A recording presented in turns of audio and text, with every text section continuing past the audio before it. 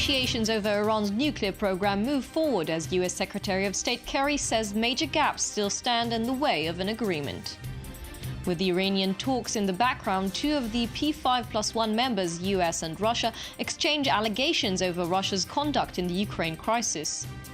Al-Shabaab hijack a bus in northeast Kenya, killing 28 non-Muslims in what they claim is a revenge attack for mosque raids. And US President Barack Obama defends his decision to bypass Congress and overhaul US immigration policy on his own. Good evening, I'm Shachar Peled. You're watching i24 News.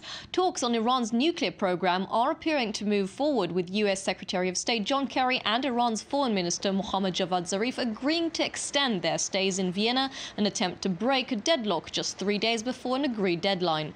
Kerry called French Foreign Minister Fabius this morning and is also set to phone foreign ministers of the Gulf states as well as Turkey and Canada on the ongoing negotiations.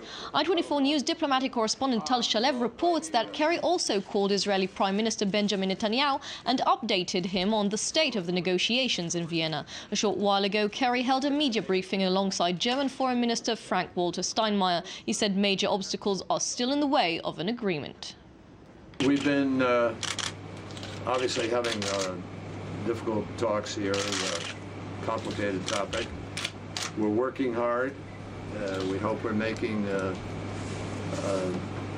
careful progress, but we have big gaps. We still have some serious gaps, which we're working to close. The good thing is the P5+1 are united and working in concert, and we're simply going to not say anything substantive about the discussions while they're going on. Earlier today, Kerry met with Iran's Foreign Minister Mohammad Javad Zarif and EU envoy Catherine Ashton. Meanwhile, a European source said that the likelihood of achieving a final agreement is, quote, very small. The source said discussions about the possibility of extending the negotiations beyond Monday's self-imposed deadline might begin on Sunday. Earlier today, Iranian Parliament Speaker Ali Larijani suggested a compromise, saying that a successful negotiation is one where the conditions of both sides are met to a certain extent. Meanwhile, US Vice President Joe Biden is visiting Istanbul in an attempt to push Turkey to step up its role in the international coalition's fight against the Islamic State militant group. A short while ago, he held talks with Turkish President Tayyip Erdogan, and earlier he met with Turkish Prime Minister Ahmet Davutoglu, who pledged his support for Iraqi Kurdistan but made clear Ankara would keep pressing for Syrian President Bashar al-Assad's removal. As the two welcomed an oil deal between Iraq's central government and the Kurds, Biden referred to the growing energy crisis in Europe. But here in Europe, energy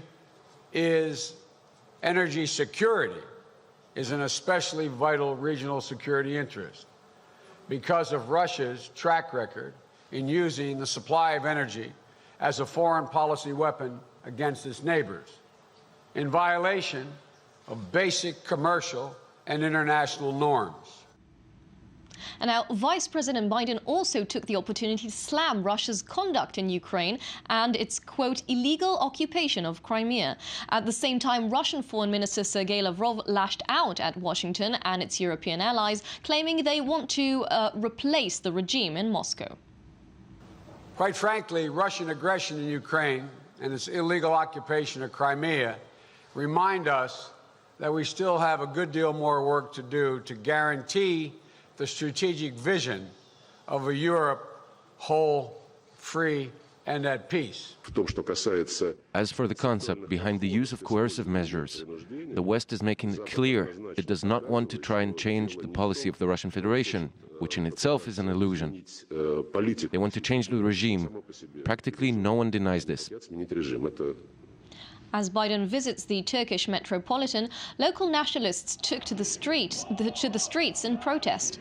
Around 200 demonstrators marched through the streets of Istanbul's Galata, banging drums and chanting slogans. The Turkish Youth Union organized the demonstration as some of its participants claimed that Washington aims to split the country.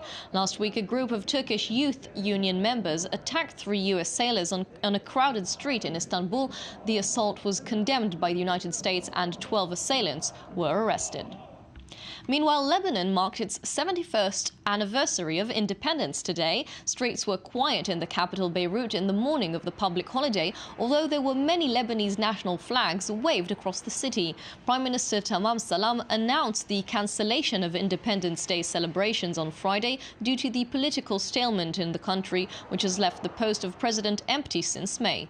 Political parties have been unable to decide on a consensus candidate for the post, which is elected by parliament in a deepening standstill.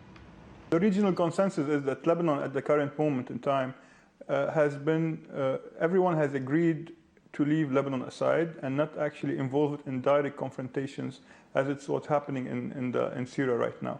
So we do have the issue of terrorism, of course, be it in Beqa or be it in the north of Lebanon or the so-called ISIS threat. But this is not enough to actually implode Lebanon from the inside. And there is no actual risk of a Lebanese civil war happening. There is a kind of, I want to say, disgust from the Lebanese toward the general political situation. Surely, electing a president gives some kind of morale and optimism for the Lebanese. It makes things work. But you can feel that the Lebanese today are not interested in what is happening in politics generally. And in Europe, senior officials in Germany and Sweden say that hundreds of their citizens have left their countries to join the ranks of the Islamic State militant group in Iraq and Syria. Germany's interior minister estimated that some 550 German nationals have already joined the group, and according to the Swedish head of intelligence, at least 300 Swedish citizens also joined the organization. Somali militant group Al-Shabaab has taken responsibility for a bus attack that killed at least 28 non-Muslims in Kenya this morning. They claim it was revenge for recent mosque raids in Mombasa by Kenyan security forces, who claimed weapons were being stored there following a series of attacks. Police said armed men hijacked the bus travelling to the capital Nairobi from the country's northeast near the Somali border before separating out non-Muslims and killing them. A short while ago, we were joined by Nairobi-based journalist Capucine Dayal, who elaborated on this morning's event. You know, there's a lot of contradiction between the government and the police sources throughout Kenya, which is something that we've seen, for instance, during the Westgate attack.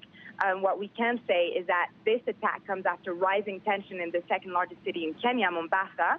As you mentioned, on Monday, security forces raided 4 mosques in the city center of Mombasa, believed to be used to store weapons and plan further attacks. This operation led to one person shot dead and more than 300 people arrested, which is rising tension. Al-Shabaab has said these attacks in Kenya are in retaliation for the country sending its troops to Somalia for the past 3 years.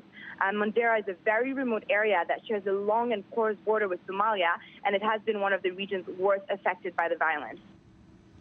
And in the African country of Togo, police fired tear gas at protesters defying a government ban on marching to the country's parliament in the capital Lome. The police resorted to gas in order to push back thousands of demonstrators, most of them from the main opposition, as they came within 400 meters of the National Assembly. The government of the President For Nasibe had previously ordered the marchers away from the parliament building and told all schools in the capital to close in case of civil unrest. And in a televised radio speech, U.S. President Barack Obama defended his decision to bypass Congress and overhaul the superpowers immigration policy on his own, saying he was forced to act because of House of Representatives Speaker John Boehner would not let legislation come to a vote. He called for both sides of the House to work together. We're a nation of immigrants. It has always given America a big advantage over other nations. It keeps our country young, dynamic, and entrepreneurial. But today, our immigration system is broken, and everybody knows it. That's why nearly 2 years ago, I came to this school and laid out principles for immigration reform. And 5 months later, Democrats, Republicans, and independents in the Senate came together to pass a common-sense compromise bill.